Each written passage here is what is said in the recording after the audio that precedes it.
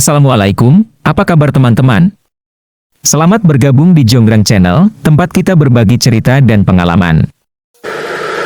Halal bihalal ini adalah prestasi orang Nusantara membuat Islam jadi indah. Jadi Islam itu jadi indah karena kepinterannya orang Indonesia. Puasa itu sebenarnya ya yang penting nggak makan dari sebelum subuh sampai maghrib, itu aja intinya, nggak makan, nggak minum, nggak jawil-jawil, intinya cuman itu.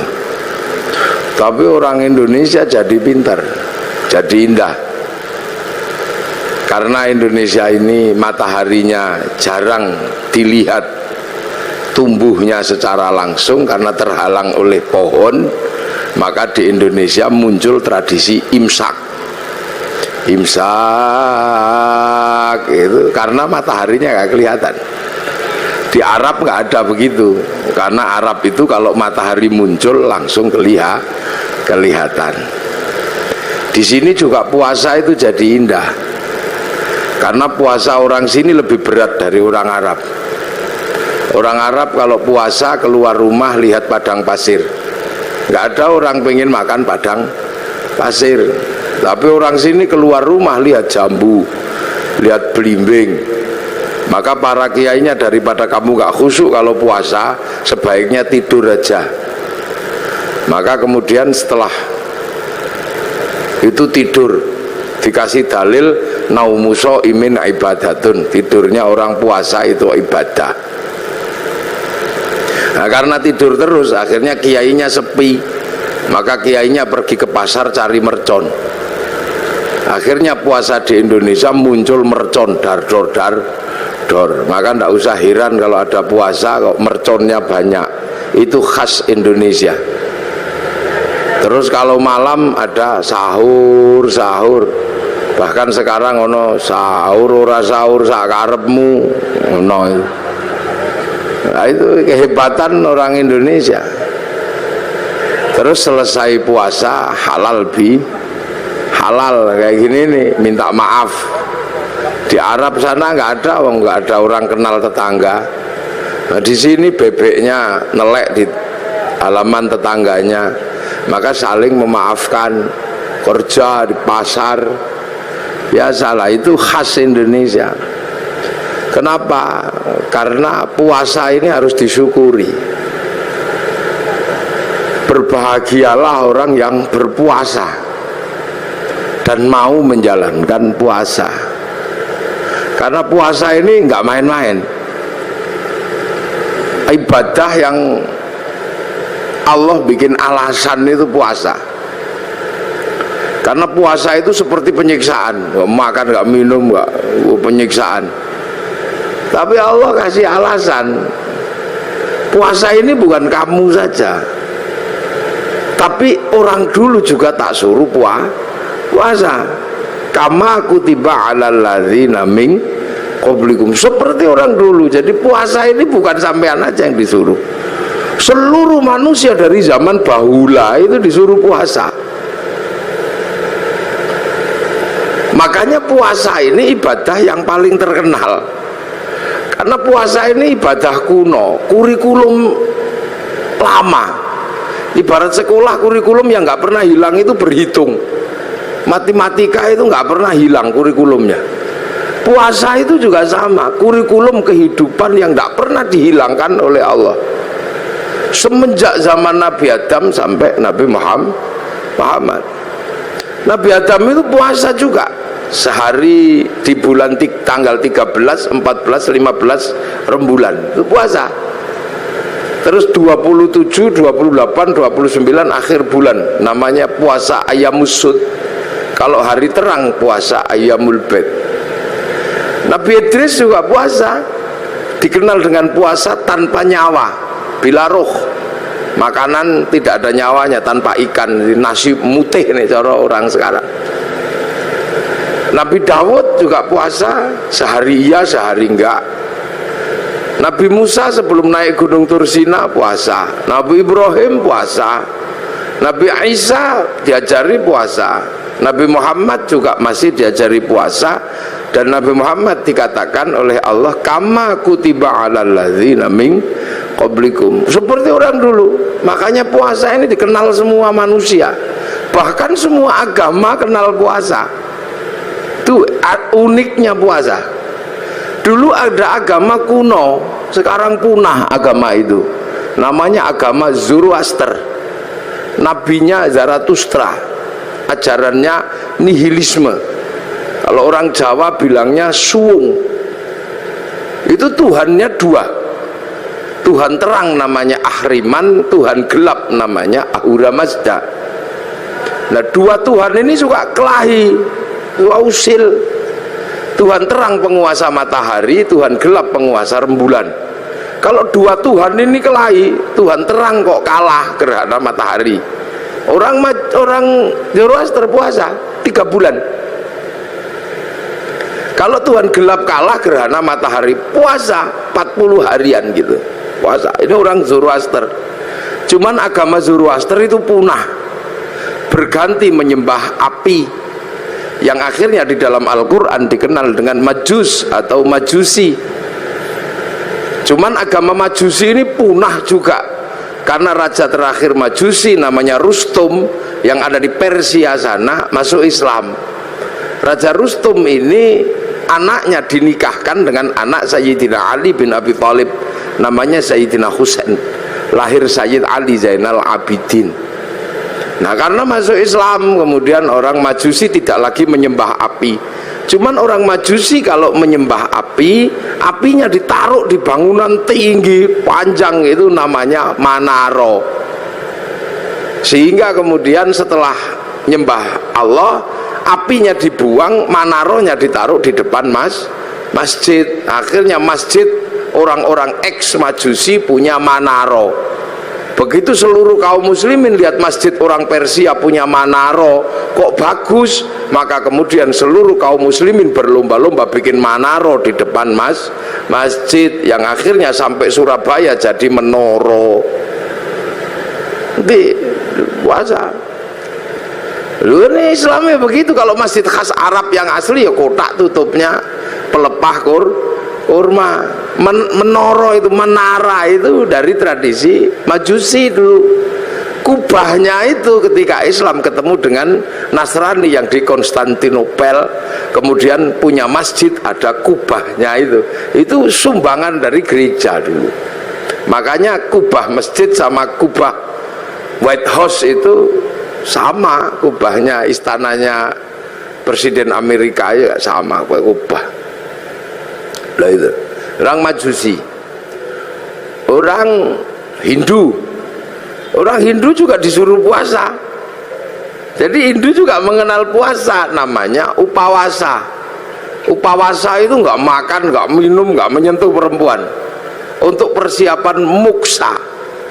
Muksa itu mati terbaik ala Hindu, hilang raga dan sukmanya, hanya bisa dilakukan oleh orang Brahmana.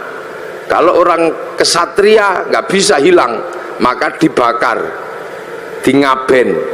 Kalau di bawahnya ada kasta namanya Wisya, pegawai negeri. Nah, sampean-sampean pegawai ini kastanya Wisya, itu dibakar matinya kalau sudah punya uang. Kalau baru punya uang nabung dulu. Nah, di bawahnya ada Sudra. Sudra ini petani, pedagang, itu Sudra, tukang las, itu Sudra. Nah, di bawahnya ada kasta namanya Paria, pengemis. Ini matinya nggak ada yang ngurus. Di bawahnya ada Kuca. Kuca ini tukang ngutil. Jadi hidupnya ngentit. Apa itu? Tukang motong bansos lah kalau ininya. Itu Kuca. Itu matinya juga nggak ada yang ngurus. Di bawahnya ada Meleka, maling. Kalau ketahuan lari. Tapi di bawahnya ada namanya Candala, maling kalau ketahuan berani. Nah ini begal itu. Nah ini nggak ada yang ngurus. Nah, makanya mati terbaik itu moksa. Supaya bisa moksa melakukan upawasa, nggak makan, nggak minum, nggak menyentuh perempuan, nanti tubuhnya mengecil, kecil, lap, hilang, imaterial. Itu namanya mokso. Tapi waktu itu banyak yang gagal, sudah mengecil, ingat istrinya, maka macet, jadi jenglot atau Bathara Karang itu. Makanya kalau ada yang ketemu jenglot jangan dijual mahal, itu produk gagal mokso.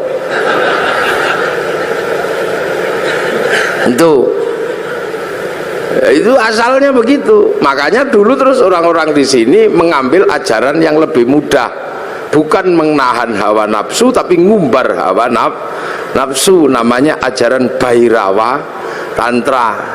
Itu upacaranya namanya pancamakara, laki perempuan utuh kabeh melakukan hubungan seks bebas sak mblengere. Sisane sekarang di Gunung Kemukus Boyolali itu. Terus minum arak sak mblengere itu, perutnya biar kenyang, kasih makan makanan termasuk tumpeng. Nanti biar kalau sukmanya pergi, tubuhnya masih ada, namanya ngerogo sukmo, kasih makan daging manusia, maka tukul sumanto. Akhirnya orang di sini mampu punya ilmu ngerogo sukmo, sukmane pergi diajak nyolong, namanya ngepet, sukmanya pergi diajak mateni wong, namanya santet, dijak mencintai perempuan, namanya pelet. Nah, itu kuat sekali ajaran itu. Sehingga dengan ajaran Bhairawa melalui lautan Kertanegara sanggup menaklukkan Mongolia, menjadi negara terkuat di dunia, penakluk 2/3 dunia. Itu karena penganut Bhairawa. Itu pelindu sekarang lah, pakai pelayaran. Itu makanya dulu terus paling berat itu Islam masuk ngadepi yang ini, maka didatangkan ulama Persia namanya Sayyid Samsuddin Al-Baqir Al-Farsi, tapi lidah Jawa, lidah Hono Coroko, maka nyebut Sayyid Samsuddin Al-Baqir Al-Farsi meleset dari Syekh Subakir itu. Lidah susah orang Jawa. Sayyid Jamaluddin Al-Husaini Al-Kabir dari Syekh Jumadil Kubro. Karena lidah Hono Coroko itu kan susah. Alhamdu keluarnya Alkamdu, ya hayu ya qayyum ya kayuku ya umu, Robbil alamin keluarnya Robbil ngalamin, karena punyanya Mogo Botongo, gak punya dot, punyanya lo, maka Ramadan keluarnya Romlan.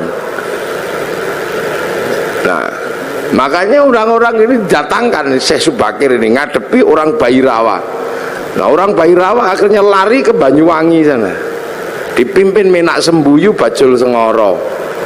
Nah, di sana diajar sama muridnya Syekh Subakir namanya Maulana Ishaq, makanya di Kemantren Lamongan itu.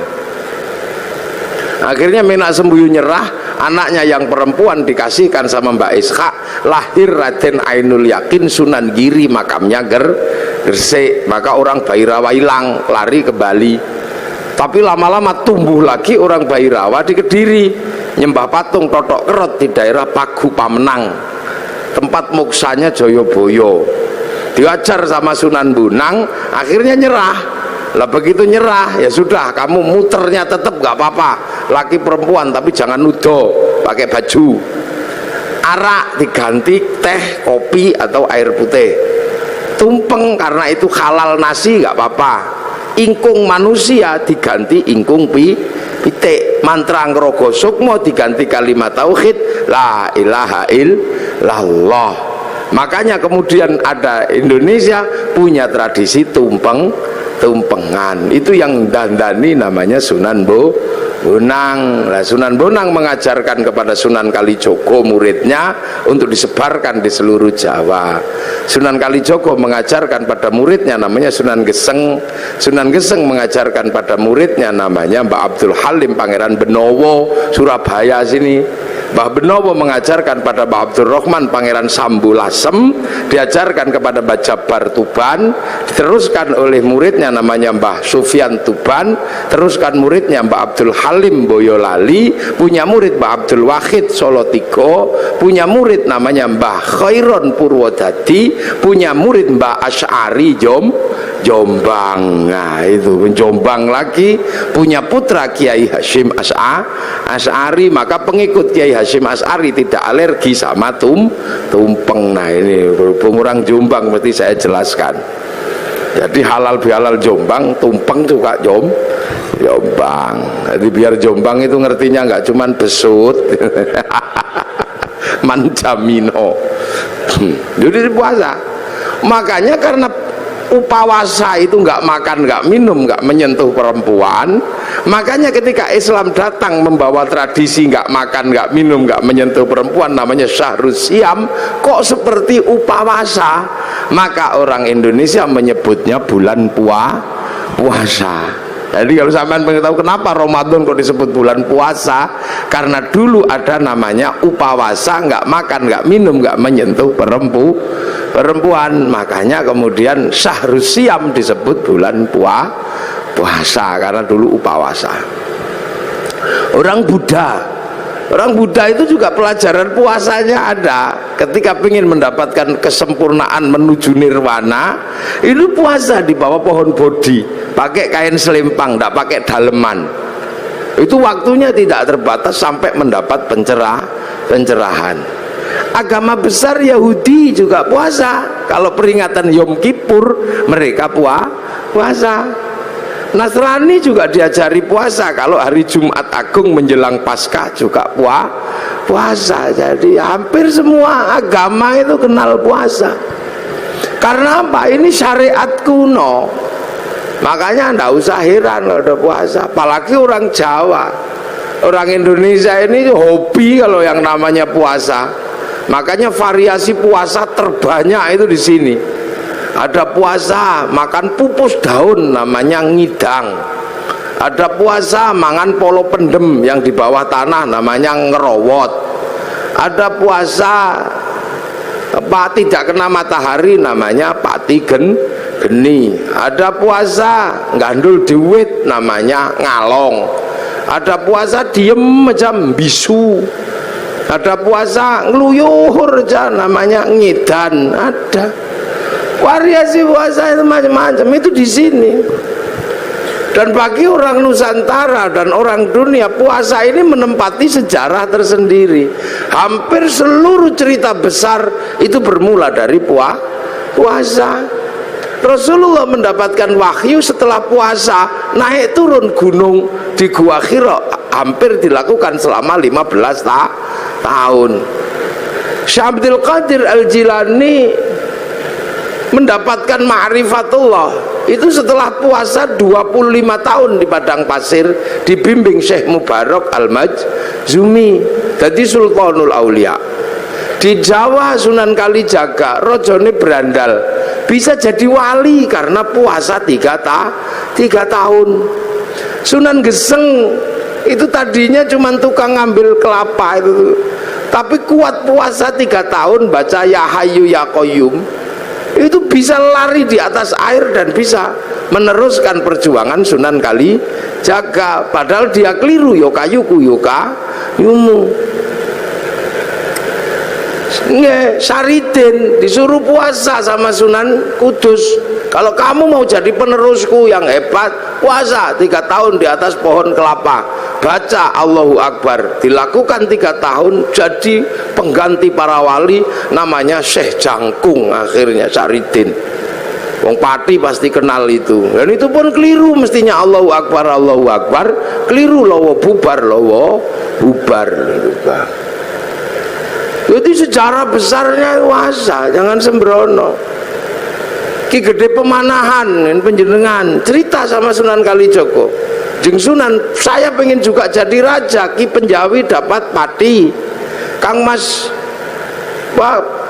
Raden Fata pun itu Demak, kabeh pun itu niku Haryo Penangsang angsal Pajang, Kang Mas Joko Tingkir dapat Joko Tingkir dapat Pajang, Haryo Penangsang dapat Jipang. Saya dapat daerah mana?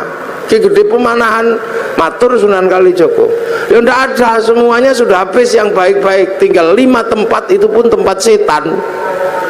Tempat setan pertama ada di ujung timur namanya Alas Purwo. Tempat setan kedua ada namanya Alas Roban. Tempat setan ketiga ada namanya alas larangan Cirebon. Tempat setan keempat ada namanya alas Ketonggo Ngawi. Lah tempat setan yang kelima namanya alas Mentau lereng Merapi. Makanya kamu milih yang mana? Milih Mentau aja. Wah, kalau kamu milih Mentau setannya gede-gede, kamu puasa 20 tahun biar ditemani sama Ki Ageng Giring, jangan turun. Puasa 20 tahun di Bang Lampir Gunung Kidul, ini Pak Doso pasti tahu itu bekas bokongnya itu sampai nyitak begini. Akhirnya apa? Mampu betul buka alas Mentau, ditemani Ki Gede temani Ki Ageng Giring, buka alas Mentau, punya anak namanya Danang Sutowijoyo, mampu menjadi raja, buka alas bikin negara namanya Mataram, yang akhirnya dipecah Belanda jadi dua, Jogja sama Solo, yang akhirnya dipecah lagi Hamengkubuanan, Pakualaman, Mangkunegaran, Kasunanan. Puasa itu. Ki Ageng Pengging pengen punya anak jadi raja, suruh puasa sama Sunan Kalijaga 7 tahun. Akhirnya punya anak namanya Joko Tingkir jadi Rojo Pajang. Puasa. Calon Raja Mataram itu ada yang nggak mau jadi raja karena takut kalau jadi raja tidak alim. Maka dia keluar dari kerajaan, namanya Raden Bagus Harun, menempuh perjalanan spiritual, puasa 7 tahun di daerah Ponorogo, Kampung Pagotan, di samping sumur. Yang sumurnya itu akhirnya ditirakati selama 7 tahun. Tahun ke-7 sumurnya itu naik airnya 7 meter. Tanggal 27 Ramadan, aku dapat Lailatul Qadar. Maka sumurnya dikatakan dengan nama sumur Sewu Wulan. Karena sumur Sewu Wulan, maka kampungnya sekarang disebut Kampung Sewulan, di belakang pabrik gula Pagotan itu. Raden Bagus Harun akhirnya punya anak perempuan galaknya luar biasa, dikenal dengan nama Nyi Ageng Alap-alap. Kalau ngamuk naik di atas pohon. Dinikah Raden Santri, punya anak namanya Mbah Maktum. Nikah punya anak Mbah Maklum, nikah punya anak Mbah Tafsir Anom, nikah punya anak Mbah Kolibi, nikah punya anak Mbah Ilyas. Mbah Ilyas menjadi kandepak pertama di Surabaya. Punya anak perempuan galak namanya Nafikoh. Dinikah sama Kiai Hasyim Asy'ari, punya anak Kiai Wahid Hasyim, nikah sama Nyai Solikah binti Bisri Sansuri Jombang, punya anak Abdurrahman Wahid. Benar-benar terjadi seorang ulama jadi presiden walaupun 2 tahun luwung. Terima kasih sudah menonton, jangan lupa subscribe dan tekan tombol notifikasi agar tidak ketinggalan konten terbaru dari Jonggrang Channel.